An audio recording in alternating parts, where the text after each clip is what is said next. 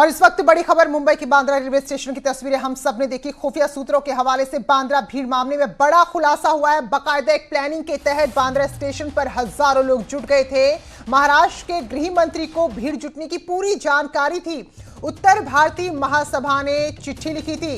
राज्य के कई राजनीतिक दलों को भी इस बात की जानकारी थी कि यहां भीड़ जुट सकती है। पिछले एक हफ्ते से भीड़ जुटाने की तैयारी थी। केंद्र सरकार के आदेश का उल्लंघन करना इसके पीछे मकसद था। सोचिए किस स्तर पर यहां राजनीति को ले जाया गया, जहां लोगों की जान ही दांव पर लगा दी गई। तो सूत्रों के हवाले से बड़ी खबर आ रही है। दिल्ली में हम सब ने आनंद विहार की तस्वीरें देखी तो दिल्ली ही की तरह मुंबई में भी पलायन कराने का पूरा प्लान था। करीब 100 से 150 बसेस तैयार कराई गई थी। महाराष्ट्र के गृह सचिव ने बिहार उत्तर प्रदेश को सूचना दी थी। बिहार उत्तर प्रदेश के गृह सचिव ने भरोसा दिया था कि उनको मदद दी जाएगी। लेकिन देखिए क्या कुछ इस मुश्किल घड़ी में हो रहा है। शंकर आनंद हमारे सहयोगी। शंकर, जरा समझाइए और बताइए ये भीड़ जो जुटी थी किस चीज का परिचय देती, किस हद तक राजनीति चली गई? देखिए, महाराष्ट्र में जो पलायन करने वाले जो संख्या या जो लोग थे उसमें ज्यादातर लोग उत्तर प्रदेश और बिहार मूल के थे। तो एक तरह से कहीं न कहीं इस मामले पर महाराष्ट्र में एक ऐसी कुछ लोगों के द्वारा एक ऐसी साजिश वहां रची जा रही थी कि उत्तर प्रदेश और बिहार मूल के लोगों को दिल्ली के तर्ज पे उसे वहां से निकाला जाए।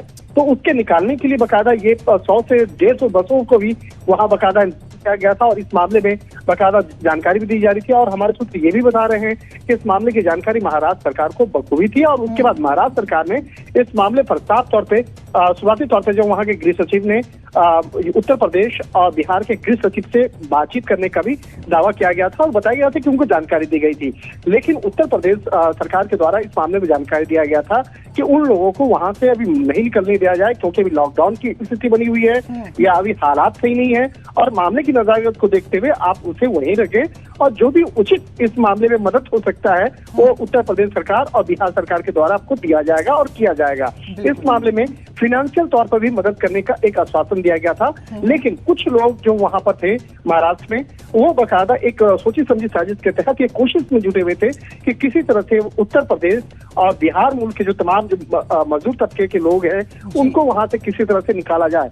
लेकिन इस मामले पर यह भी जानकारी मिली थी कि गृह सचिव के द्वारा ये भी कहा गया था कि वहां से औपचारिक तौर पे इसकी इजाजत नहीं दी जा सकती है क्योंकि लाखों लोग हैं और यहाँ से जो इतने लोगों को लेकर जाने पे काफी और दिक्कतें भी हो सकती हैं। लेकिन यहाँ पे इस मामले पे किस तरह से प्लानिंग थी, किस तरह से साजिश थी, इन तमाम मामलों पर आगे पड़ताल की जाएगी। लेकिन इतना तो स्पष्ट है कि जिस तरह से प्रधानमंत्री मोदी ने लोगों से आह्वान किया था इस कहीं न कहीं उसको एक फेल करने की एक कोशिश जरूर एक साजिश के तौर पर रची गई और आगे इस मामले पे तफ्तीश हो सकती है।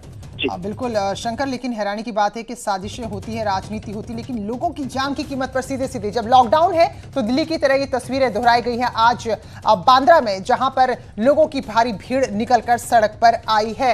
तो ये तो सवाल उठ ही रहे थे शंकर कि इतनी भीड़ अगर पहुंच रही है तो क्या वाकई में वहां का जो भी लोकल प्रशासन से जानकारी नहीं है? तो ये बात देखनी होगी, यहाँ पर इसकी गहराई तक जाना होगा।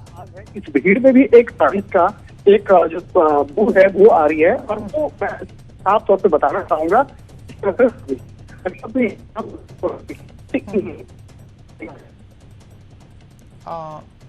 शंकर, आवाज नहीं आ रही, लेकिन एक बहुत बड़ी खबर आपने दी है इस वक्त। तो ये उत्तर प्रदेश से भी कहा गया था, सरकार से भी कहा गया। जाहिर सी बात है लॉकडाउन का मतलब क्या है। अगर आदित्य ठाकरे ट्वीट करते हैं कि लोगों को उनके घर पहुंचाना चाहिए था, इस बारे में बात की है मुख्यमंत्री यानी कि उनके पिता ने प्रधानमंत्री से, तो ये भी अपने आप में बहुत ही ज्यादा कहें कि शर्म की बात लगती। लॉकडाउन का मतलब क्या है? ऐसे तो पूरे देश में लोग रोजी रोटी के चक्कर में अपने अपने घरों से दूर हैं और हर कोई ऐसे लौटने लगे तो स्थिति क्या होगी? तो फिलहाल अब जो खबर आ रही है वो यही है कि इस बारे में महाराष्ट्र की सरकार को जानकारी थी। और सोचिए जरा, अगर प्रधानमंत्री कह रहे हैं कि आपको लॉकडाउन का पालन करना है, अपने घरों में रहना है, तो क्या ये केवल और केवल प्रधानमंत्री की सेहत से जुड़ा है? ये उन लोगों की सेहत से जुड़ा है जो इस वक्त अपने अपने घरों से निकलकर अपने अपने घरों को जाने के लिए बांद्रा के स्टेशन पर जुट गए थे। लेकिन इस स्तर पर अब यहाँ जो भी प्लानिंग की गई वो बेहद शर्मनाक है, तो इसकी अब पूरी तफ्तीश करना बहुत जरूरी है। तो यहाँ मकसद सिर्फ इतना था, इतने हजारों लोगों की जिंदगी को दांव पर लगाकर कि जो लॉकडाउन केंद्र सरकार की ओर से घोषित किया जा रहा है उसे फेल किया जाए, उसको पूरी तरह से नाकाम कर दिया जाए। तो इस स्तर पर यह राजनीति की गई और दिल्ली की तस्वीरें आज एक बार फिर देखने को मिली है हमें मुंबई में। और मुंबई वो शहर, महाराष्ट्र वो राज्य जहां सबसे ज्यादा नुकसान कोरोना की वजह से हुआ है। तो जानबूझकर ये भीड़ जुटने दी गई, जो बड़ी खबर सूत्रों के हवाले से आ रही है। जाहिर सी बात है कि लॉकडाउन है और एक पूरा कहे कि जनसैलाब निकल रहा है एक ही जगह के लिए। तो क्या वहां के स्थानीय प्रशासन को इसकी कोई जानकारी नहीं थी? क्या इस बात पर यकीन कर लिया जाए कि उसके प्रशासन को जानकारी नहीं थी? तो फिर सवाल यही उठता है कि क्या ये प्लानिंग इस घटिया दर्जे की गई कि हजारों लोगों की जिंदगी को दांव पर लगा दिया गया। शंकर जो ट्वीट करते हैं आदित्य ठाकरे, वो भी अपने आप में बेहद हास्यास्पद है, गैर जिम्मेदाराना है। ऐसे तो पूरा देश लॉकडाउन में कहीं ना कहीं फंसा है, तो ये कौन सी आपने बड़ी वाहवाही की बात कर दी कि जो लोग कहीं फंसे हैं उनके घर पहुंचा दो। तारीफ तो तब होती जब उत्तर प्रदेश की सरकार की तरह आप लोगों की व्यवस्था करते वहां।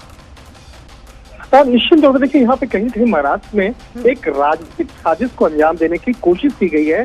और वो एक साजिश ऐसी साजिश कही जा सकती है कि जो प्रधानमंत्री लोगों से अपील कर रहे हैं, पूरे देश भर से अपील कर रहे हैं और कि लोग कहीं अपने घर से बाहर ना जाएं, लेकिन कहीं न कहीं उन लोगों को भड़काने का काम किया जा रहा था, जिससे कि वो लोग अपने घरों से बाहर निकले। और समझा जा सकता है कि लाखों लोग अगर 150 बसों में बैठकर उत्तर प्रदेश की ओर अगर मूव करते हैं महाराष्ट्र से, तो वो हालात कितनी गंदी होगी और इस मामले में क्या एक हालात बनेंगे। बिल्कुल शंकर, क्योंकि आनंद बिहार में जो भीड़ इकट्ठा हो गई थी उसे बड़ी मुश्किल से या फिर कहें कि अपनी समझबूझ से उसको वहां से हटाया गया था। और एक और बड़ी चुनौती केंद्र उत्तर प्रदेश सरकार को देने की यहाँ पर प्लानिंग चल रही थी। बहुत बहुत शुक्रिया शंकर आपका हमारे साथ जुड़ने के लिए।